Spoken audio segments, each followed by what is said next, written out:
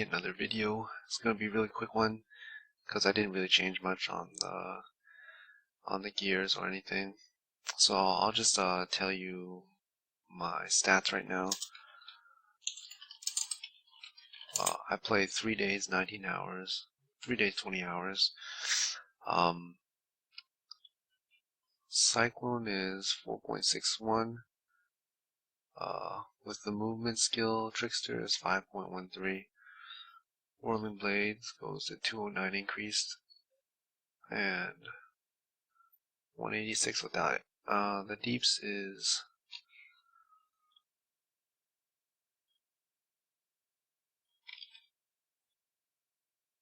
deeps is 40k. When I have a dude up, it goes to, see,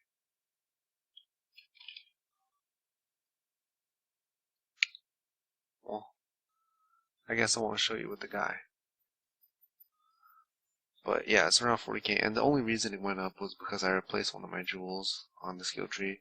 So I guess I'll talk about what kind of jewel to shop for in this video, and then what you should be doing at your end game. So the jewel I replaced was this one. But first, let me tell you about the tree changes. I did 6% aura effectiveness, and then another 6 here and 14 here. That's 26. And the whole reason I want to do that is so I can hit 80 res. Once I get my purity fire to level 20, it will give 4%. So you see my period of lightning is level 20, gives 4%. And then since you're getting 26 aura effectiveness on the tree, that will push your max resist to another additional 1%.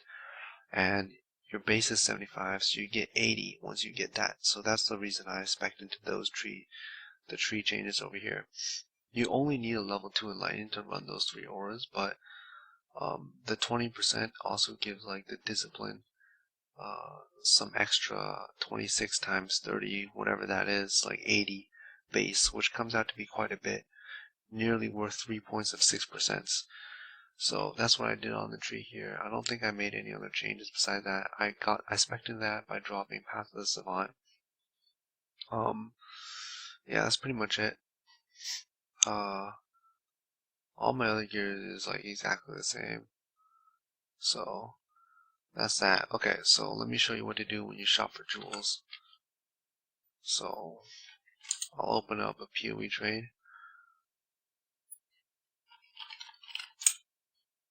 I'll start from, you search for a jewel, and what you want is you want a count. So you're gonna search for a whole bunch of mods, and you're gonna only need 3 of them, for example. So all the attack speed mods are you get attack speed, attack, and cast speed. You can also search for this one as well. It doesn't matter. Attack speed while holding a shield with dagger and with one hand. And I think those are the 5 attack speed. And then you have increased damage, area damage, regular multi,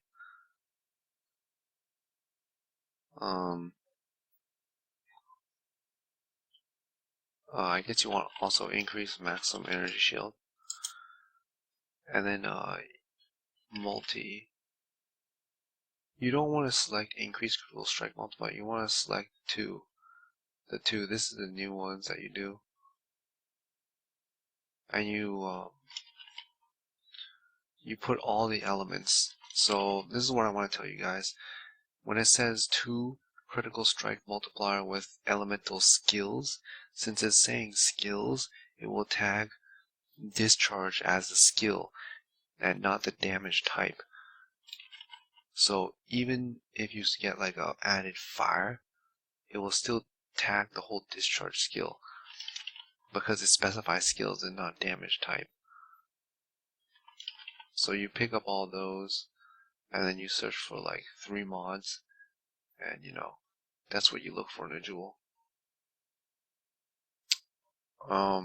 And you just filter it out and try to find the non-shitty mods. This is pretty good, 1C. I'm using some of those jewels in like here, just some attack speed, multi-area, something like that. It's totally fine. Now, let me prove to you that the multiplier with cold skills, right? My discharge is 332, so 16 multi should make it 316. So you see, I take it out and it goes to 316. So that's showing you that the whole skill gets some multiplier benefit because the keyword that's being used is cold skills. If it said cold damage, then that would be a different matter. So that's how you shop for jewels. You just search all the attack speeds and all the multis, and yeah, you do a count 3 and it's totally okay. You can also separate it and like do some fancy stuff, but these are the general mods that you're searching for. I may have like missed one, but I don't think so. So yeah, that's how you search jewels. And I guess I'll briefly talk about like some of the gear upgrades, some like interesting things you can do. You can like drop social gloves for like void bringers and try to get elemental weakness on hit, or maybe even a face breaker for big boy deeps and try to get elemental weakness on hit for that. The corruption, if you use a vol orb on gloves and you corrupt them, you can possibly get an implicit mod. And the one you're looking for is elemental weakness. Curse monsters with elemental weakness on hit. Let me see if I can just show you that.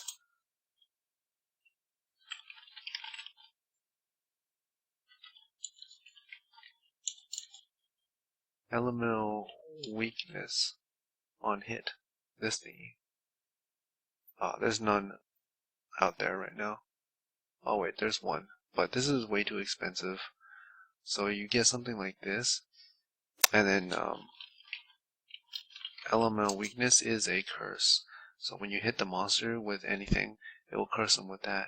And level 12, I think it rolls between 10 and 12. It reduces the resistances by like another 31.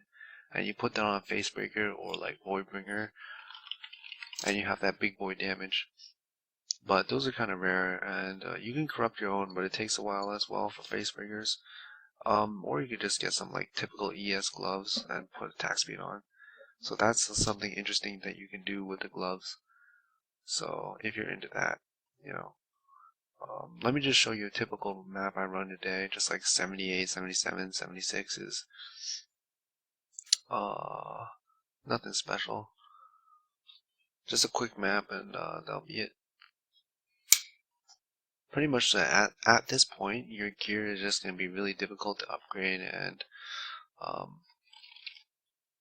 overall, nothing much to say about it.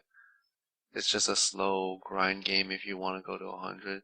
A lot of people, they like consider the character completed at like 86 and they don't really play beyond that. This build is like kind of one of those builds that really gets better after like 90 or so, or like if you have really good gear. So I wouldn't recommend doing this build if you don't plan to take it past like 90. It feels kind of shitty. Yeah, especially at like the beginning of the league, is really cancerous to try to play leveling up and stuff when there's like no items out there.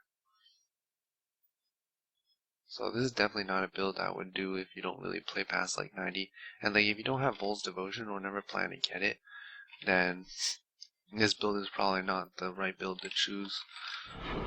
Because if you don't have Devotion, you're just playing a regular build. It's pretty much going to be like the same damage as like a generic build will be, except you're like squishier because you have to be melee and you know you don't have much ES. So yeah. This build is not cheap to get going, but it is probably like one of the better scaling builds in the game. Other builds, like it's really difficult to pour an exalt and get like a 10% damage benefit, or like even 2 exalts. That's like really difficult for other builds. But for this build, you can do stuff like multi-mod the dagger, you can get those gloves I showed you, you can like get some jewels. They all increase your damage by quite a bit, and it's not that difficult to get like 10% damage. So this 10% more damage. So this build is like pretty good for getting that kind of stuff. You dump a little bit more currency, and there's so many ways to spec the build up and make it better. Whereas other builds, for example, a weapon-based build is a lot of trouble. Increasing the damage, you just have to get a better weapon or something like that. So yeah, I mean, this build is like not really that cheap. It takes a lot of time to get up, but it performs really well. It can't do like elemental reflect safely. I could probably try to spec into it, or you could too, if you run like the purities like I showed you, and then wear a Sapple's Flame, and then use pots, and maybe you'll be able to run elemental reflect. But I wouldn't really recommend it. You can try it though. Also, I guess people ask me about like Uber and Adziri. This is like probably one of the easier builds for Adziri and Uber Adziri. It's pretty face roll. You just gotta spec into it right. I don't think you can do Uber without a 6-link because Blade Vortex is too good for a single target. So just for Uber, you'd have to spec into a lot of resistances because you want to mitigate as much damage as possible for the last fight of Uber Adziri. Besides that, regular Adziri should be super face roll, especially once you start getting devotion. I think that's pretty much it.